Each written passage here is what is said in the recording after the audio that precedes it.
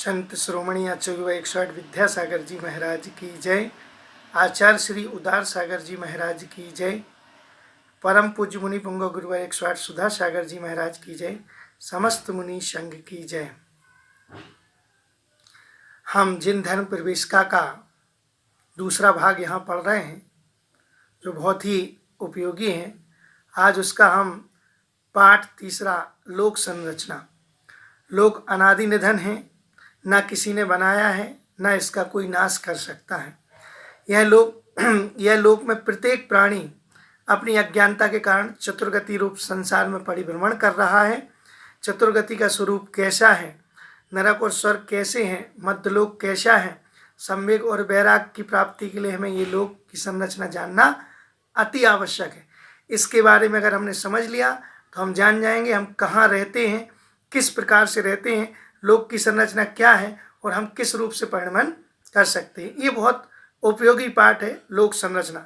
हम लोग जैन दर्शन का बहुत अध्ययन कर लेते हैं, लेकिन लोक संरचना न समझने के कारण हमें समझ में नहीं आता कि कहाँ क्या हो रहा है, कहाँ क्या होता है। इसलिए इसको समझना बहुत जरूरी है। सबसे पहला प्रश्न है, लोक किसे कहते हैं। आचार्य लिखते हैं, आकाश के जितने भाग में जीव पुद्गल आदि 6 द्रव्य पाए जाते हैं उसे लोक कहते हैं। लोक का आकार कैसा है?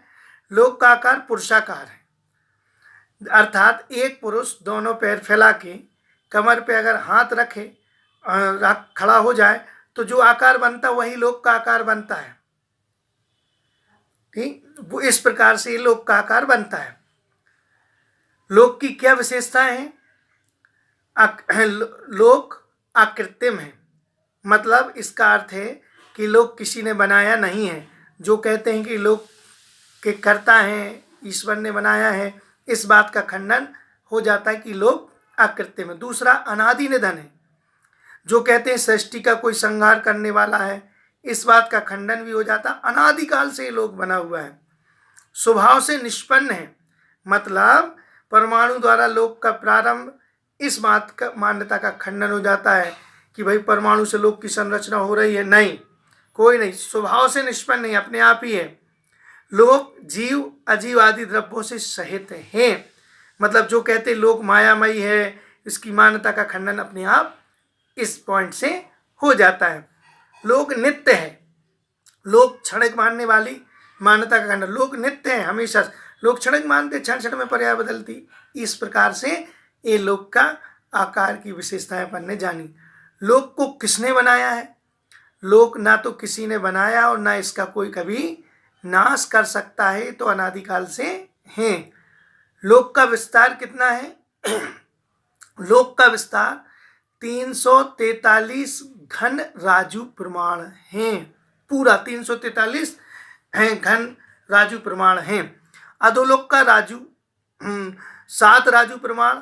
फिर क्रम से प्रदेशों में हानि होते होते मध्यलोक में 1 राजू विस्तार रह जाता है। इसके ऊपर प्रदेश वृद्धि होते होते ब्रह्मोत्तर स्वर्ग के समीप 5 राजू प्रमाण रह जाता है। उसके आगे प्रदेश हानि होते होते लोक के अंत में 1 राजू विस्तार वाला हो जाता है। लोक की ऊंचाई 14 राजू है। पूरी ऊपर से नीचे तक जोड़ेंगे तो पूरी 14 राजू लोक की ऊंचाई है। 1 राजू असंख्यात योजन का होता है। 1 राजू कितने का होता है? असंख्यात योजन का। ये योजन फिर कितने का होता है? 1 योजन 2000 कोस का होता है। फिर कोस कितने का होता है? 1 कोस लगभग 3 किलोमीटर का होता है। इस प्रकार से ये लोक के विस्तार अपन ने जाना। चित्र के माध्यम से समझेंगे कि इस प्रकार से ये लोक, इतने राजू यहाँ, इतने राजू यहाँ, इस प्रकार। लोक कितने भागों में विभक्त हैं? लोक 3 भागों में विभक्त है, जिसको हम ऊर्ध्वलोक, मध्यलोक और अधोलोक के नाम से जानते हैं कि ये लोक 3 लोकों में, भागों में विभक्त किया जाता है। सबसे पहला ऊपर होता है ऊर्ध्वलोक। ऊर्ध्वलोक की क्या विशेषताएं होती हैं समझते हैं अपन। ऊर्ध्वलोक में वैमानिक देव, सिद्ध भगवान और एक इंद्रिय जीवों का आवास। जो ऊर्ध्वलोक है उसमें सिद्ध भगवान सबसे ऊपर, फिर वैमानिक देव हैं और एक इंद्रिय जीव तो सब जगह उनका आवास रहता है। इस प्रकार से ऊर्ध्वलोक में ये चूलिका के लोक शिखर तक ऊर्ध्वलोक हैं। चूलिका के लोक शिखर तक ऊर्ध्वलोक, वो चूलिका का जो लोक शिखर है उस पर ऊर्ध्वलोक वहां तक माना जाता है। ऊर्ध्वलोक का आकार मृदंग के समान, ढोलक ऊपर इधर उठी हुई और आजू बाजू यहाँ दबी हुई, ऐसे इस प्रकार से मृदंग के समान। कितने घनराजु है ऊर्ध्वलोक? 147 घनराजु प्रमाण ऊर्ध्वलोक हैं। ऊर्ध्वलोक में 16 स्वर्ग हैं, 9 ग्रेविक हैं, 9 अनुदेश हैं, 5 अनुत्तर हैं विमान, ऐसे इनके विमान बने हुए हैं। इनमें देवता वैमानिक देव निवास करते। देवियां 16वें स्वर्ग तक ही पाई जाती हैं। देवियां 16 स्वर्ग से ऊपर नहीं पाई जाए, मतलब 9 ग्रेविक, 9 अनुदेश और 5 अनुत्तरों में देवियां नहीं पाई जाएंगी। 16 स्वर्ग तक के सभी विमानों में असंख्यात देव देवियां रहती हैं, जिसकी कोई संख्या ना हो, ऐसी देव देवियां। सभी देव कल्प वृक्षों से आवश्यकता की पूर्ति कर सुखपूर्वक स्वर्ग के आनंद का भोग करते हैं। सभी देव कल्प वृक्ष हैं, उन्हें आवश्यकता से पूर्ति करके सुखपूर्वक बड़े आनंद के साथ रहते हैं। ऊर्ध्वलोक में 84,97,073 अकृत्रिम चैत्यालय हैं, जिसको किसी ने बनाया नहीं है। ऐसे अकृत्रिम चैत्यालय वहां पर बने हुए हैं। चित्र के माध्यम से भी अपन समझेंगे। अधोलोक की क्या विशेषताएं हैं? अधोलोक में, अब अधोलोक चले नीचे का जो लोक। अधोलोक में भवनवासी व्यंतर देव, नारकी और एक इंद्रिय जीवों का आवास। अधोलोक में भवनवासी व्यंतर देवता रहते हैं और नारकी जीव, और एक इंद्रिय तो सब जगह हैं। ये 196 घन राजु प्रमाण हैं, मतलब इसका विस्तार ज्यादा है उससे। अधोलोक वेत्रासन, वेत्रासन स्टूल देखा ना, ऊपर से सकरा नीचे से ऐसा चौड़ा हुआ हो जाता है, वेत्रासन के समान है।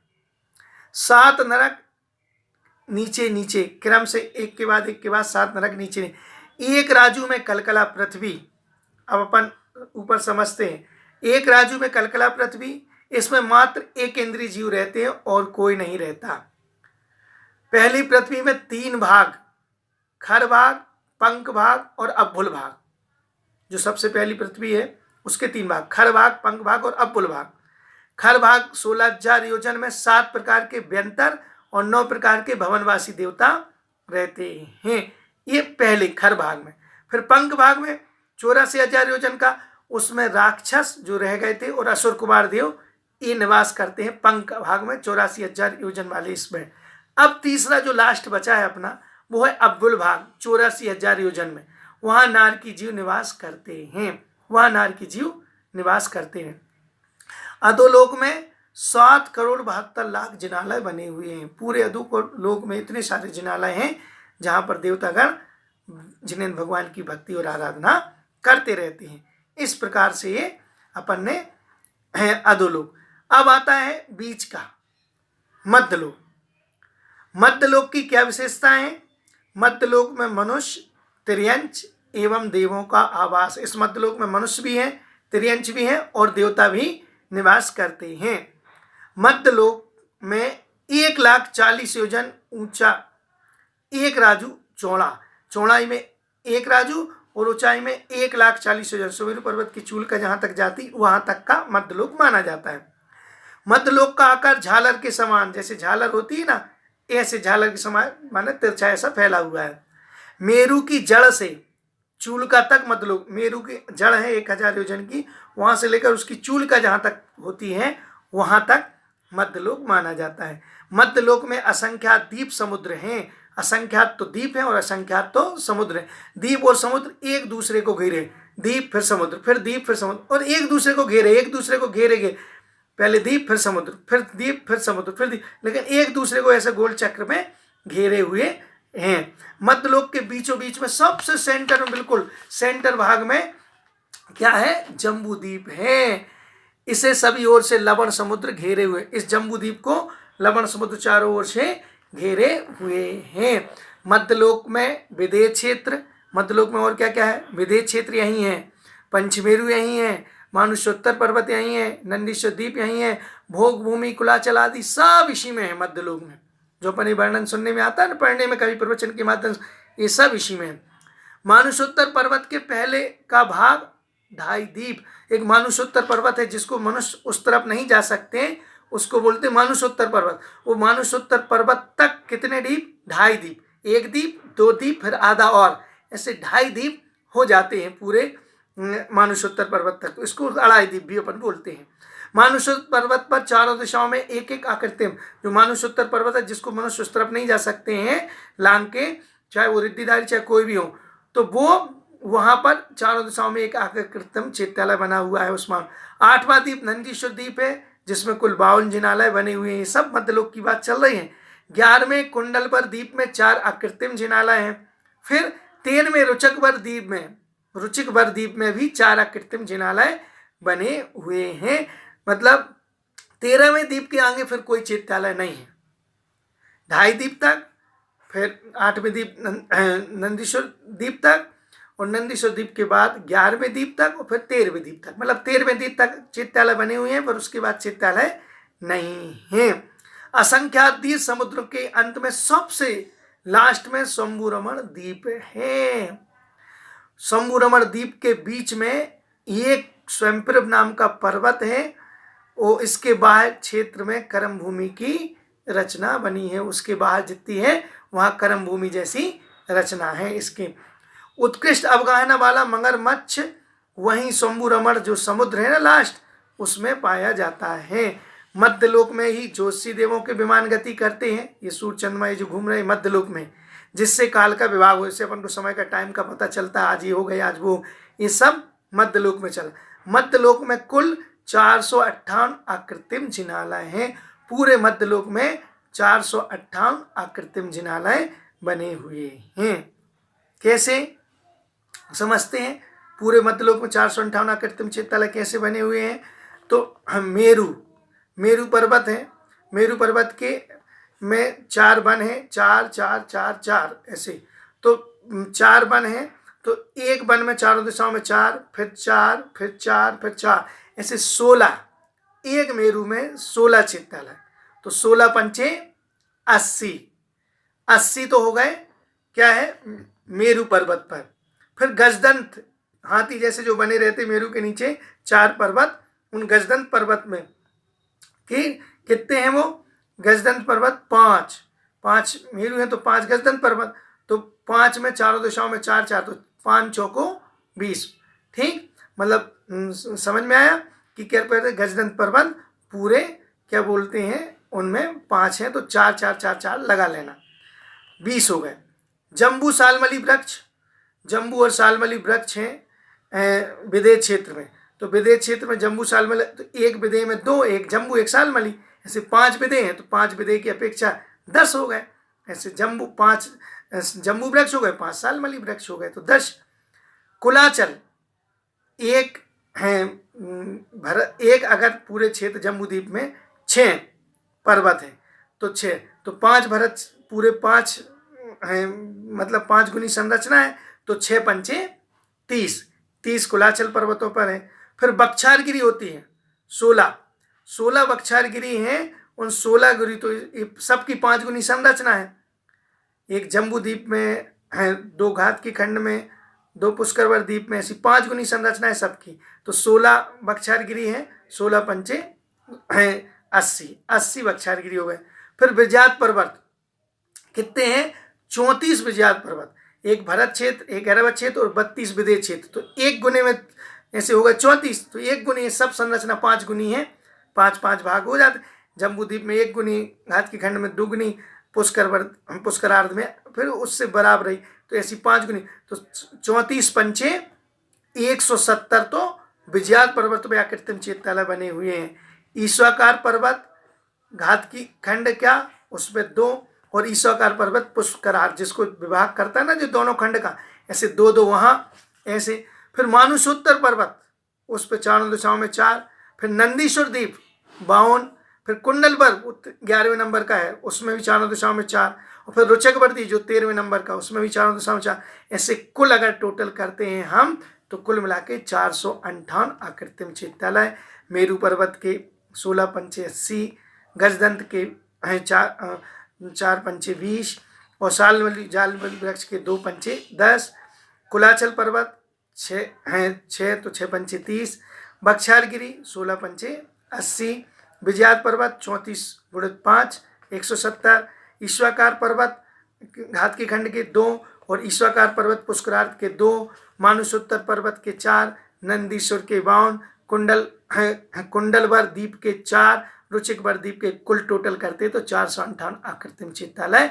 प्रत्येक मंदिर में 108 जिन प्रतिमाएं हैं, अतः 458 गुणित 108, कुल मिला के 49,464 कुल जिन प्रतिमाएं होती हैं। बड़ी सुंदर मनोक 500 धनुष की स्वर्णमयी प्रतिमा, बड़ी सुंदर। इस प्रकार से मध्यलोक में 458 आकृतिम चित्रालय के बारे में। मध्यलोक में पाए जाने वाले कौन कौन से द्वीप हैं? इस मध्यलोक में द्वीप कौन कौन से? मध्यलोक में जम्बू द्वीप, घात के खंड द्वीप, पुष्करवर द्वीप, वाणीवर द्वीप, क्षीरवर द्वीप, घृतवर द्वीप, छोत्रवर द्वीप, नंदीश्वर द्वीप, इस प्रकार असंख्यात द्वीप और मध्यलोक में है, और असंख्यात द्वीप और शंभु रमण द्वीप सबसे लास्ट अंतिम कौन है? शंभु रमण द्वीप। बस ऐसे असंख्यात द्वीप आपको रास्ते में पड़े।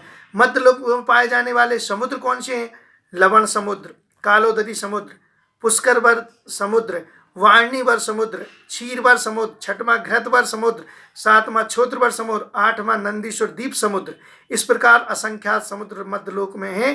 अंतिम समुद्र का नाम शंभु रमण समुद्र, मतलब बात के जितने द्वीप हैं और समुद्र हैं, सबके एक से द्वीप का नाम, एक से समुद्र का नाम, नंदीश्वर द्वीप, नंदीश्वर समुद्र, ऐसे आगे लगा लेना। समुद्र में पाए जाने वाले जल का स्वाद कैसा है?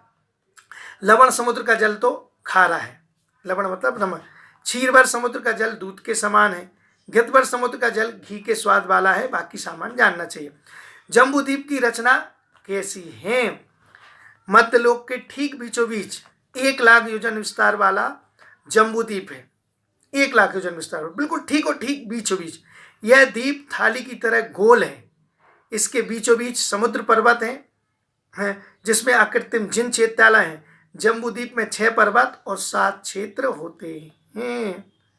जम्बू द्वीप को विभाजित करने वाले कौन से पर्वत हैं? जम्बू द्वीप को भेद हो जाती कैसे होता है? जम्बू द्वीप को विभाजित करने वाले 6 पर्वत हैं: हिमवन, महाहिमवन, निषद, नील, रुक्मी और शिखिरण। इन पर्वतों की रंग कैसे है?